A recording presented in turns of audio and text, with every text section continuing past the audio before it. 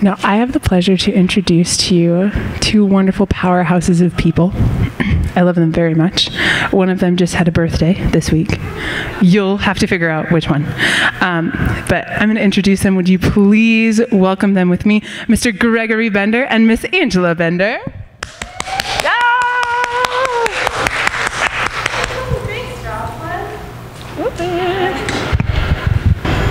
You know, one of the things that I love, I often out-Greg on negative things, but and tell some of our personal stuff that he's like, really? You're going to really share that? Oh, hey. That's hilarious. Sorry, that was a little too loud of a laugh. That was the beach, and there's a stingray, and that's my foot. And I love my red hair. Awesome. But one of the coolest things that I love about you, honey, is that how passionate you are about women. He's just wanting someone to turn on the lights. That's the international symbol for lights. But anyway, I love how passionate you are about women and how much you want. Well, yeah, when you don't really think that way, you don't really think about how your word's going to come out that way. Even like 2 years ago this week, we had a huge family camp that Greg and I hosted. It was massive. It was 130 people or something like that. Yeah. From ages... Oh, we had like a two-week-old to like 89 or 90, my Aunt Tina. So there was this huge age range, and so we knew that we were going to pick music and activities that were going to offend everybody. So we just decided, like, right, at some point we're going to offend somebody. It's too old, it's too young, it's too whatever, and we just had a really good time. And one of the things that Greg did without me really realizing it was that he made an opportunity for every one of the older women to have a spotlight and to have a place of leadership. And I love that he did that, and I didn't even realize that that was your intention. Anyway, so it was really cool just a moment ago, and Heather's back in town. Yay, Heather, we're so excited. Are you hot, Heather? Just from a little bit of exertion. So I pointed to Greg and I said, Heather's back, and you came up and danced, which I've been wanting you to do forever and ever, and this was the week that you did it. And I just love that your eyes teared up, and I just love that about you. So. It was the habanero that I'd eaten earlier. I'm sure it was. There was a little dust in the air. It was, yeah, okay. So we have a couple of different cool things that we're doing tonight, and one of them is that we're going to hear from our youth for a moment, because they had a youth retreat, the youths, and we want to hear from them. And Christy headed this up with Nikki, so I would love for them to come up and just use your mic and take it away. And I think our other mic, maybe we can also still use that one too. And so they're just going to share a few of the highlights of our very first ever youth retreat. And I love the text that I got from you, Christy, this week about what you shared, so I hope you share that also. So, all right. Yay! Someone will need to stand over here. Oh, because that's as far as it will go.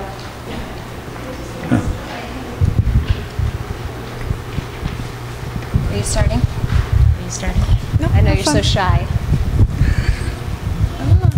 Well, I'll just start by saying while they're in their mind figuring out what they want to share with you about last weekend, I will just say this is something that we have envisioned since before we were in this building. Just having a passion for the young people in this church, and really knowing within our entire being that God is moving in this younger generation in powerful, powerful ways.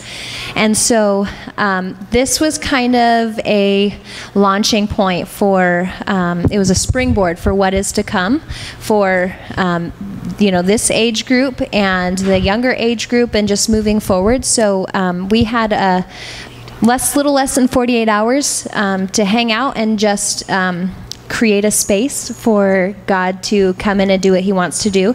And I will share from my experience, it was very different than what I'm used to. From the time I was little, I have been going to youth camps or youth retreats, and then from the time I was an adult, I was always working with youth and, putting on camps or being a leader in those. And, sorry, I talk with my hand, it's all over the place. And it's always very structured, and okay, this is the time, the quiet time, this is the Bible devotion time, this is the time, and everything is very structured. And we had a conversation, the adults and leadership said, God is so good at just being with us no matter what we're doing. And so we're going to do something different. We're going to create a space and create an opportunity for God to interact with the youth, no matter what the weekend looks like. And we're kind of just going to play it by ear and go with what we're feeling with the Holy Spirit, which is kind of what this entire adventure is about. So it was really an amazing experience for me to not have things planned and lined out, because I'm a great planner.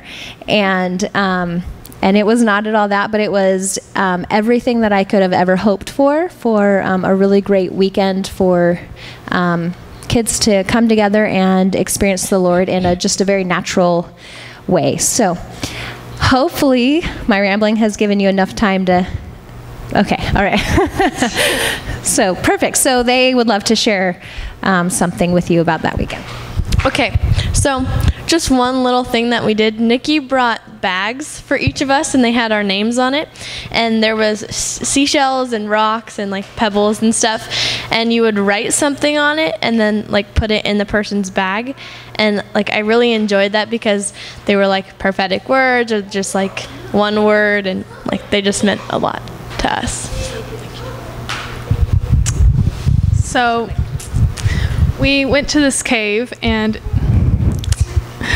it was pretty cool, and I hit my head, and it hurt. And it got swollen, and it hurt a lot, and I cried.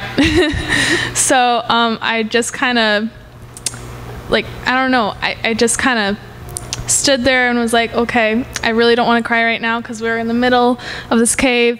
Like, there's nothing we can do about it at the moment. So I just wanted to like be healed, and I kind of prayed to myself, and it just kind of stopped hurting.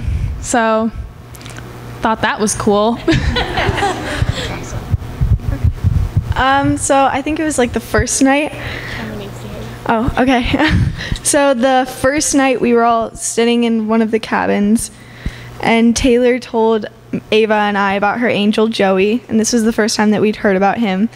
And everybody kind of took turns asking him questions, which was really cool. That was a very interesting experience for me because I hadn't ever experienced anything like that. So that was pretty awesome. And then Eli started having experiences too. Like, you wanted to laugh out loud, and then you wanted to tear up, and everybody else in the cabin started tearing up when that happened. And then you started getting angry. And then Taylor, what was the number again? 2?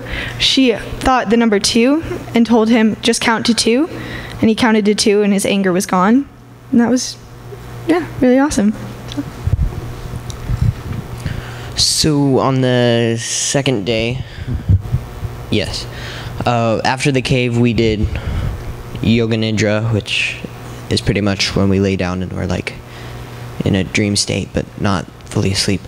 But I had a vision, I guess, that meant a lot to me, but it also kind of made me a little bit mad because God gave me the very vague answer, and I always need specifics.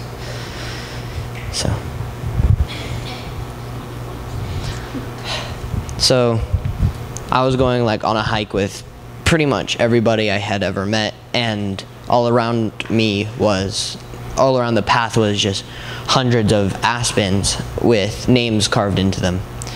And whenever I would try and like look at the names carved into the aspens, like bugs would swarm my vision, and I couldn't see the names, so I would have to back up onto the trail and keep going.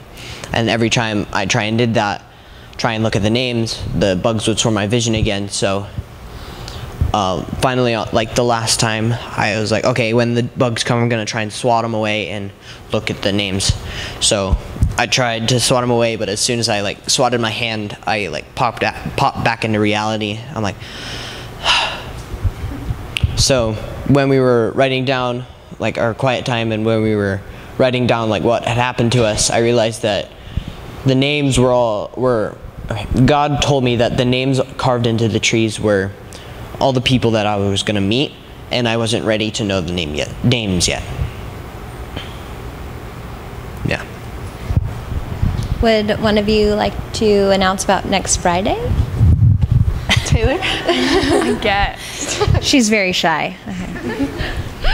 Okay, so the second Friday of every month, we are meeting at Saddle Creek Coffee from 6 to 9 for a youth group, talking and experiencing and fun stuff.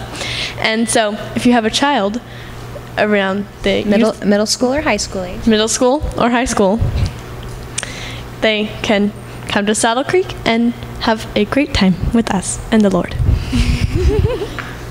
Yay, thank you. Awesome. So that's our youth. I will just finish by saying one quick thing. My nephew was over last week, and he was also at a youth retreat, a different youth retreat, the same weekend that our kids were in. So he asked Eli as we were sitting down to dinner, so what did you learn at your youth retreat? And Eli's response was, well, we didn't really learn anything. We experienced God. And I totally did a happy dance in the kitchen because I was like, yes, that's what we want, right? That's what we all want individually for ourselves and of course for our family members and stuff. So I was really happy that they experienced God. They didn't learn about God. So yay. Thanks, guys. And gals. You can stay up. You can teach. I'm okay with that.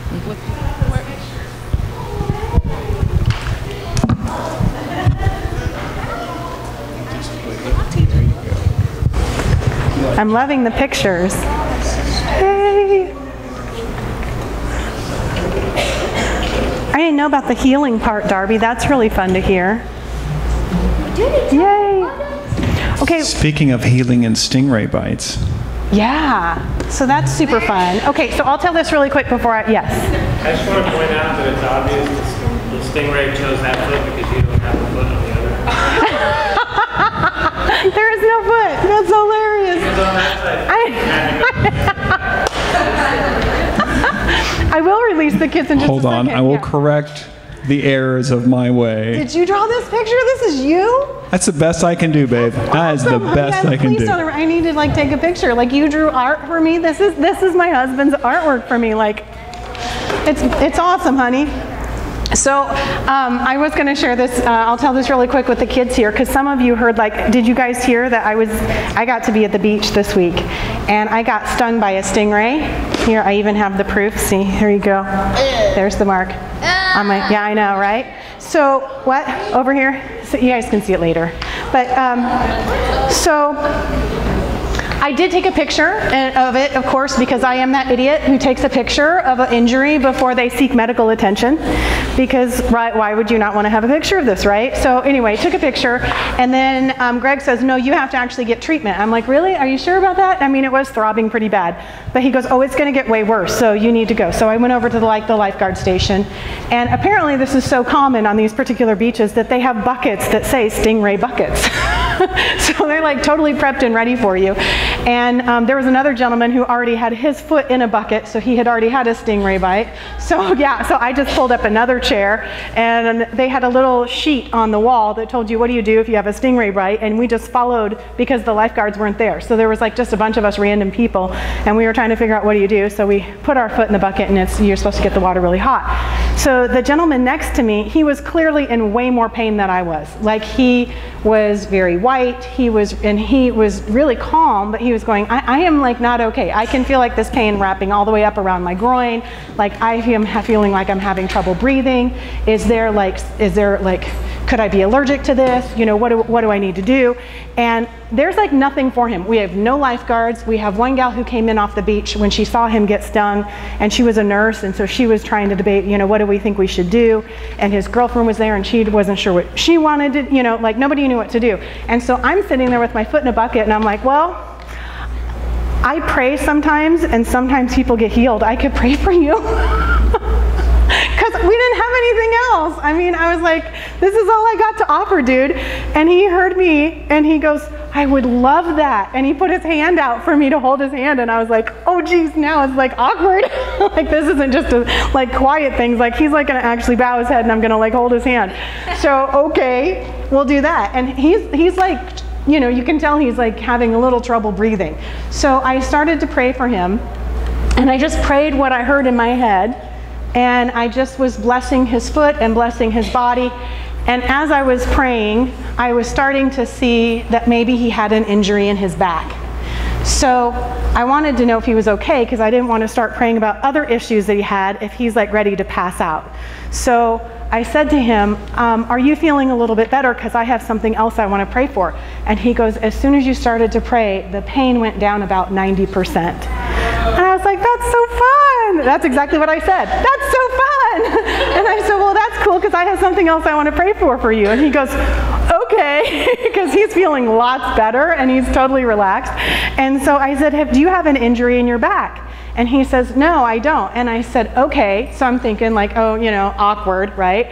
And then I went, well, let me rephrase that. Do you have a pain in some other part of your body? He goes, my shoulder. And I said, but it's related to your back. And he says, yes, I do. And I said, well, I feel like that's what I'm supposed to pray for. And I said, is this pain in your shoulder related to like misalignment with your spine in your back? And he goes, yes, it is.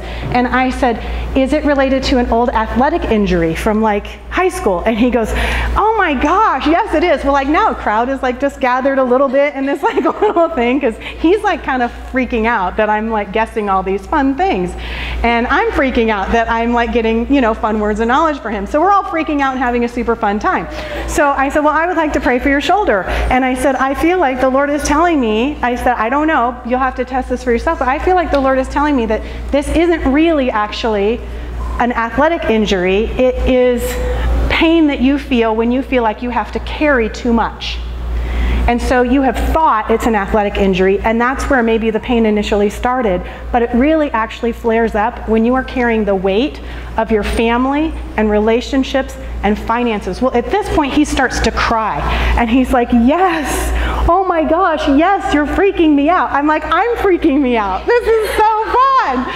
So I said to him then at this point, I said, does this pain from your shoulder wrap up around your jaw? And he goes, oh my gosh. And his girlfriend's like, what? And he's like, yes. And I said, and does it even go into your inner ear? And he goes, yes.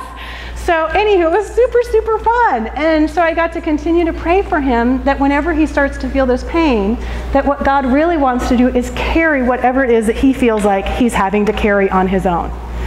And he just started to cry, and he goes, I think that's totally right. So we got to pray about some other things too. Super, super fun, super shocking, and everyone around was like, that was awesome, like pray for me next. But anyway, it was really like such a great encounter. So anyway, next time you guys any of you boys get stung by a stingray, you know, it might just be an extra opportunity. I mean, God doesn't have us get stung by stingrays, you know, that's like not how he really works. But he does turn challenging situations into these great, beautiful opportunities. So fun thing is then he said, do you know Todd White? And I said, well, I've heard of Todd White, but I don't know him.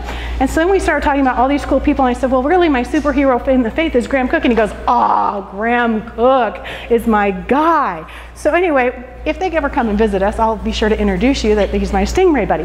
But anywho, just kind of wanted to share the fun story of like just taking a risk and asking the Lord what he wants to do in a situation is sometimes super fun. And I know that you guys all had super fun experiences this week too. So I want to release the kids, any young ones, 10 and under. I'm going to release you guys. And you may go, I think we're going to have them go with Gisandra. Is that what we're going to do today? Or Miss Christie's going to figure that out. And anyone else then who has something that they want to share, and it does not have to be a stingray bite that turned into like a cool prayer, okay?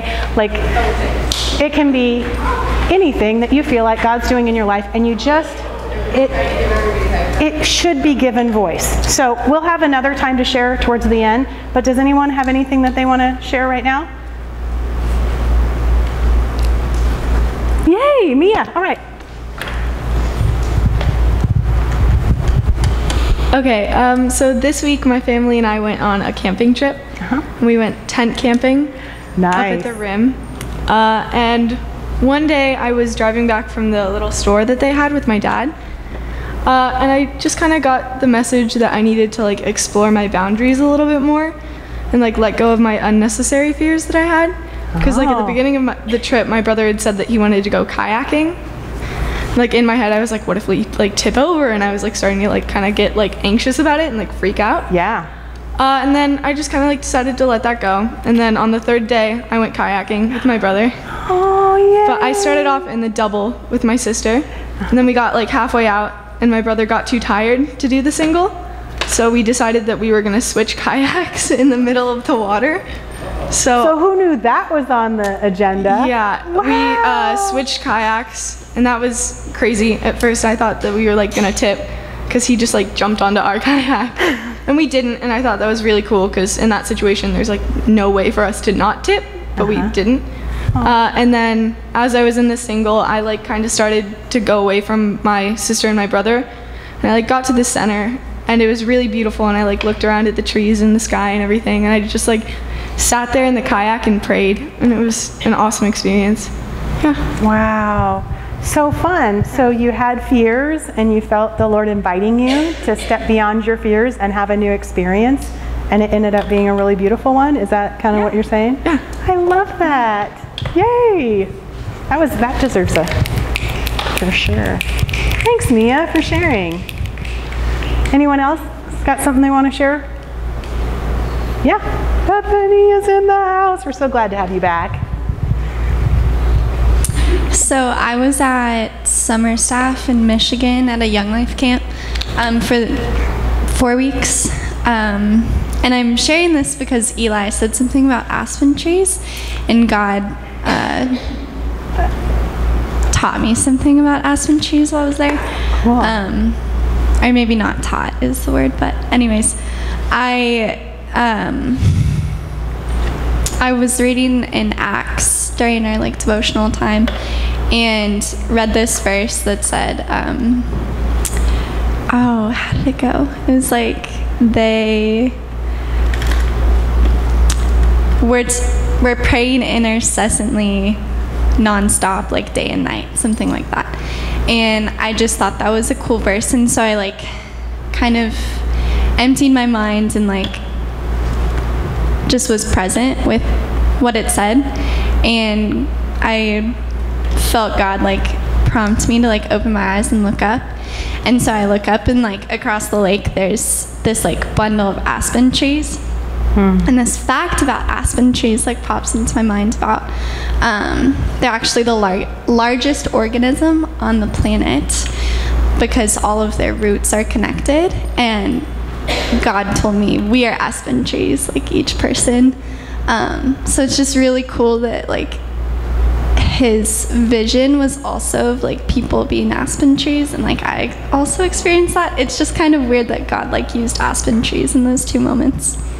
That's so cool. That's all. I love that.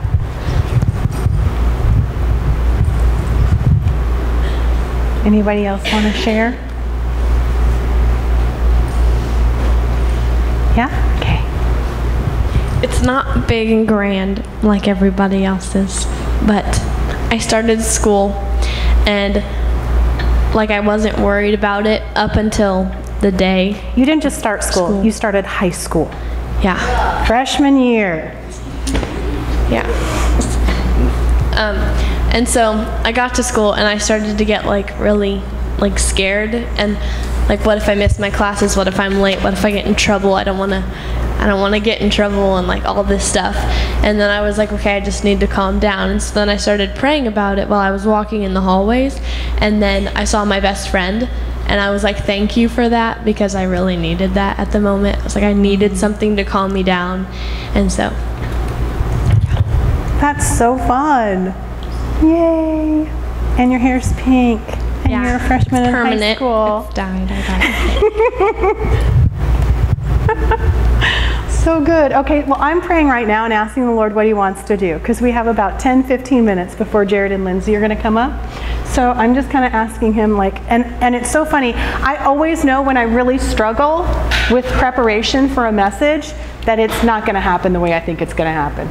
And even today, as I was writing on my cards, I go, this isn't going to happen the way I think it's going to happen, is it? And he goes, no. And look at where I got on my last, like, I didn't even, because I just went, we're not even going to get there, are we? That's like it's not even going to happen. And because usually I pray through and kind of know where we're heading, and then I just leave everything open to what he wants to do in the moment. So So can we just pray together about what God wants to do in this time? Because I love that so much a part of the value of our community is people sharing their experiences with God.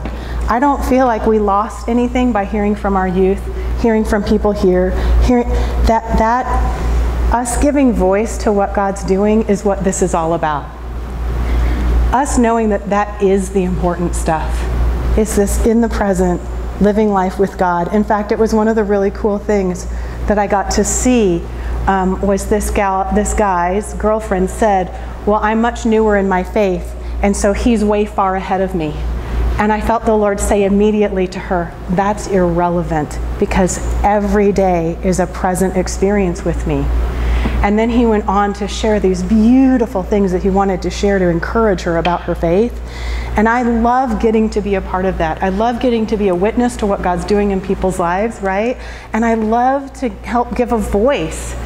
And so much of that is about, I think, taking the risk, being willing to take the risk to partner with what God's doing in our own lives and in each other's lives. So I'm loving today. So Lord, I don't know what your plans are, and we are free to experience you in so many different ways in the rest of our time today that we have gathered together. So I want to settle into your heart, because it's the thing that makes me the most excited. When I get to partner with what you're doing in the moment are the best moments of my life. When I am in the flow of your passion and compassion with us and for us. So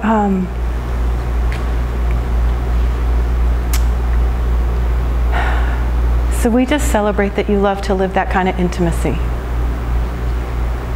Amen. In our series that we're talking about in healthy relationships, I'm going to take a little tiny dip of this and a little tiny dip of something else, and then we're going to have our prophetic time together, okay?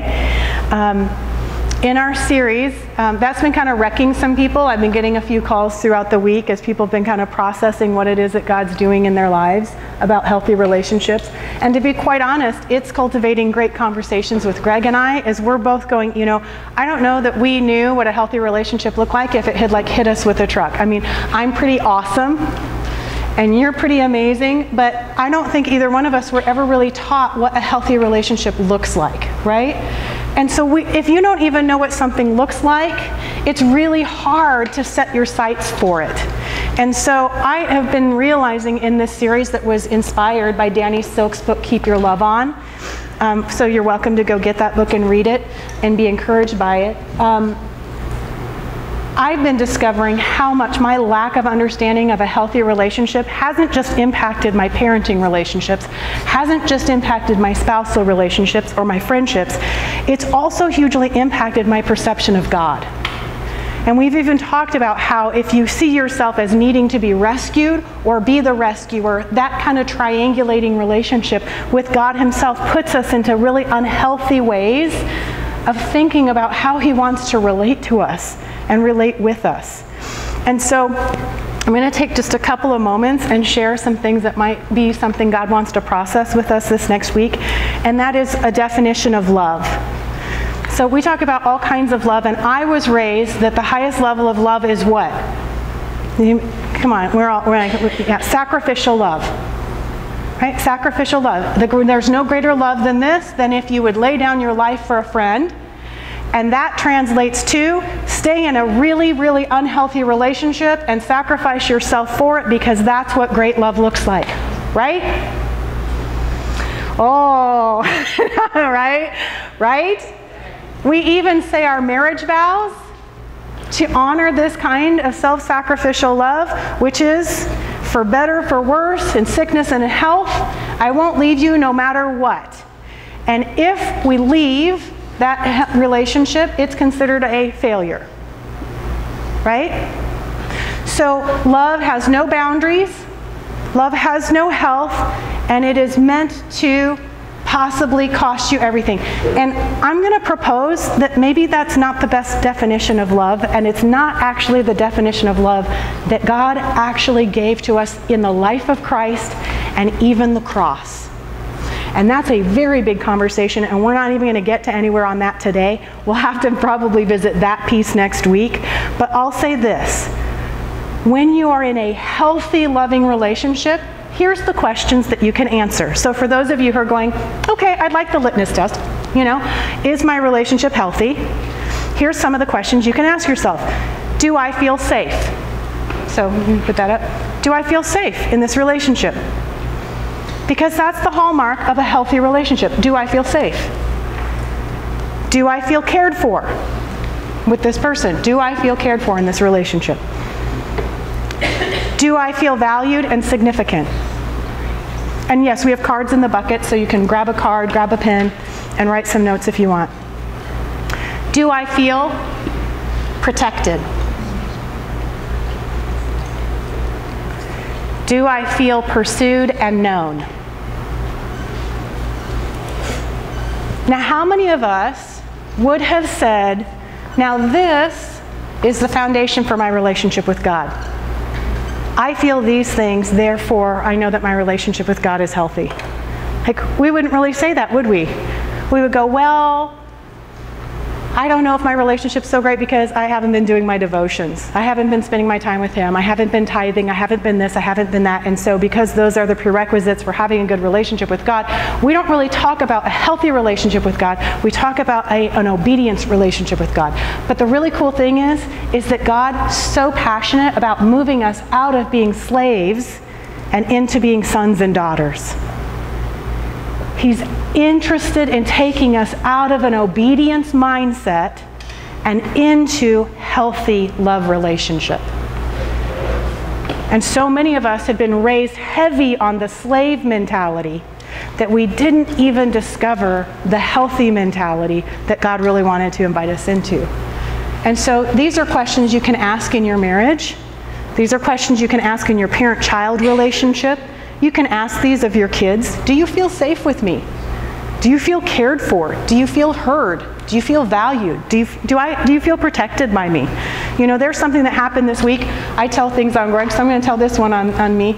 I showed, Greg had asked me, and by the way, I totally forgot to tell you that I forgot that this ever happened, to not show your office to people. Like, that's your private space. And I messed up. And people deserve to have private space. People deserve to have that. And I blew it, and I totally forgot about it. So I totally blew that up and messed it up. So those are places where people don't feel protected, don't feel valued. When you mess up, I think I messed up just now. I'm super sorry for that. I don't know what to do. It's like I'm in the moment, and I'm so sorry. So do you feel known? Well, clearly you didn't feel known right there in that moment. So there you go, babe. So foundations of a healthy relationship, we'll do these and then we'll wrap up. Actually, I'll wait. Danny mentions 7 things that he feels like are ways to build healthy relationships. And I think he's a genius in this. So it's where we'll be heading next, is these 7 things that you can develop skills in that will develop a more healthy relationship. So if you have missed out and said, you know what, I never learned how to develop a healthy relationship, or I know how to develop some parts of healthy relationships, but I have some missing pieces, we'll be doing that. And there's these 7 foundational pieces where we can develop skills in developing healthy relationships. But we're going to save that, and we're going to do 2 little quick things.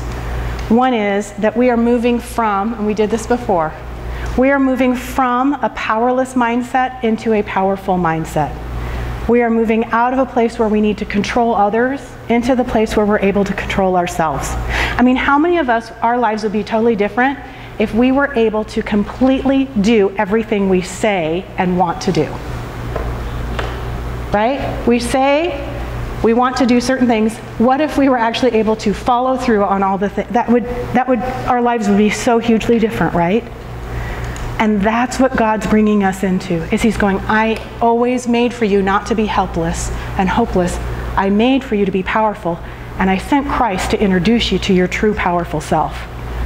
Not because you needed to be saved from being a horrible person, but you needed to be saved from a horrible mindset that kept you from knowing your true self. And then he said, how about if we could go from all of our relationships being about navigating distance into navigating connections? And if we go from fear into love. So I'll have you share those, put those on. If we go from relationships where we are always constantly navigating our fears and into places where we are exploring and experiencing love. So we'll talk about those 7 things together. And I want you guys to think for a moment if you have something you want to share about just kind of what's happened today so far, or just these few thoughts right here. And then I'm going to read something that was sent to me yesterday. Many of you know Patty in Tennessee. She prays for our community, and she is just a fantastic friend of mine. And she had an experience this last month, and I think that it's going to bless us. So we'll find out, okay? She wrote to me yesterday, and she said, in 2018, this last month, I went home, or more accurately, I came home. I drove down the driveway, got out of the car, and I came home. This was both literal and spiritual. I spent the entire summer at home. I didn't go anywhere on vacation. And one week, I didn't even go out of town or anywhere else at all. I came home. I learned to know the people who surround me. I even reduced internet connections to a minimum. It was not a deliberate, conscious plan like a diet or an exercise and self-control. It just happened one day to the next. And as I came home spiritually, I realized I've been traveling all my life. Most of the time, I have lived in the future. Right? I worked in the future and I prayed for it. I have well-worn pathways stretching out into all kinds of future adventures, but it's nebulous. It's foggy. And sometimes it shines with anticipation and possibility. The sun flashes on the mist and it lures you forward deeper into its surface and perfection. But it's